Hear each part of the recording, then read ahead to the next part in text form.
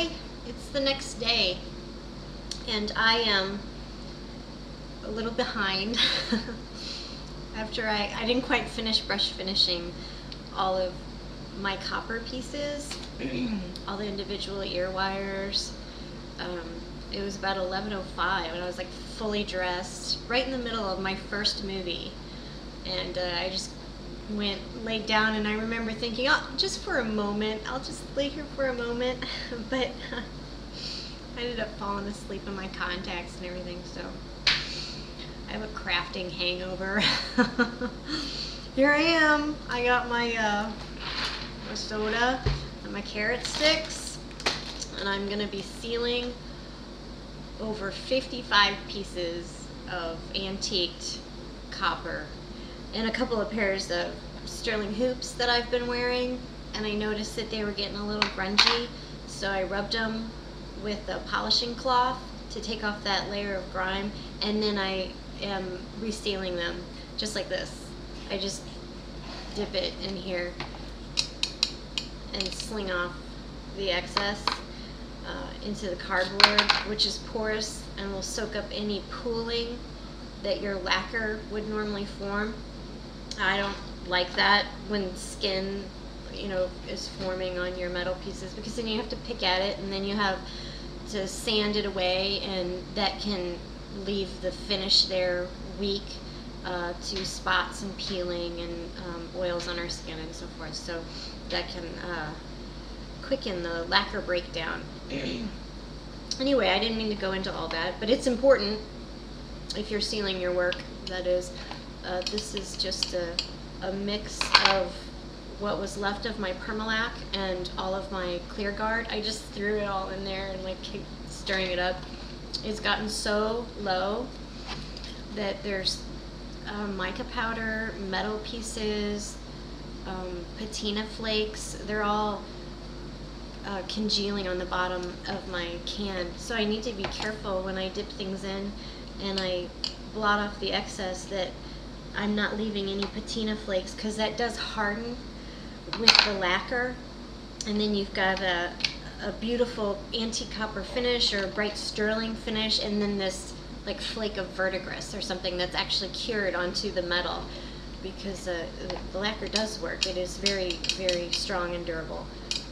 There's certain things you shouldn't do to it, like you shouldn't apply another metal to it, like steel. That of course is not strong enough to withhold lacquer, but I think if you exercise care, that it's something that can be enjoyed for years with monthly maintenance, just like any other piece of jewelry that you would wear. If you wear it daily, you need to maintain it. 24 karat cast or soldered gold worn daily would need to be maintained. It would develop a tarnish. It would need to be cleaned. There are special cleaners for it. You would need to do that with gold, and you need to do that with art jewelry. Messy lacquer. In my kitchen, normally I'm in the garage, but it is so humid out there. We've only cooled down a little bit here in Missouri, and it's raining, which is awesome. Everything's bright and green and healthy looking. But it means that if I do lacquer outside in the garage, that it will turn cloudy, and that can be buffed away with the muslin wheel if need be, but you just really want to avoid that, especially if you're doing hundreds of tiny pieces that a muslin wheel wouldn't be practical to use on, like a 26 gauge copper headband. I don't want to use a Dremel on that, and to have to re-polish these by hand is going to be very time consuming. So thinking about humidity levels is also an important factor when you're sealing your work. That's something that I learned the hard way, and I'm happy to share that with you because the hotter it gets, the more moisture in the air, and the less likely your lacquer is going to seal into a hard, clear state. But there's a science behind that, and if anyone's interested, they could certainly do the research. I am not. I I just want my stuff to look pretty for a long time. And so I'm trying different things. I think spraying is just fine for certain large pieces like that, or something cut from sheet metal. I think spraying works really well.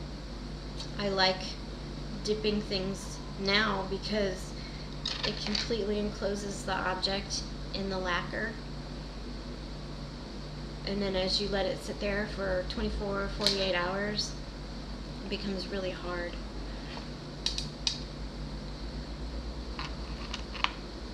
So that's what I'm doing. I just thought I'd tell you about it.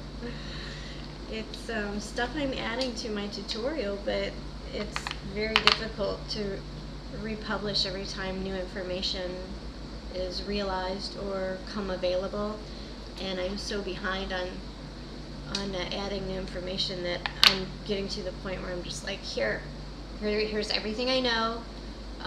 Now let's get to work, okay? Like, there's some things that you need to be getting your hands dirty and learning from yourself. Like, this is a technique that I'm kind of surprised has gone this far with my own work, because I'm usually off to something else. Circumstances has prevented me from investing in anything new, but I feel completely creatively satisfied in this flow of production.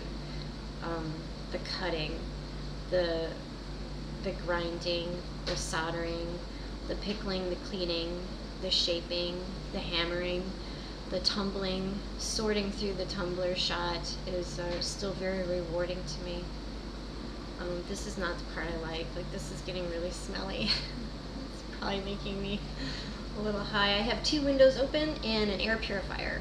I'd ideally like a fan to be circulating also, and it would be nice to have a suction, like a vent that would have an airflow sucking this out. That would be ideal if you have to do it inside. Like I said, normally I'm not inside. Outside. I want to be outside. I don't want to be inside anymore. But this is important, so I better get back to it because I still have a lot, and I was already supposed to be done, and I should be working on shipping, and I'm not. Oh no, people are going to be upset. So I got to get back to work so I can shut this. Bye.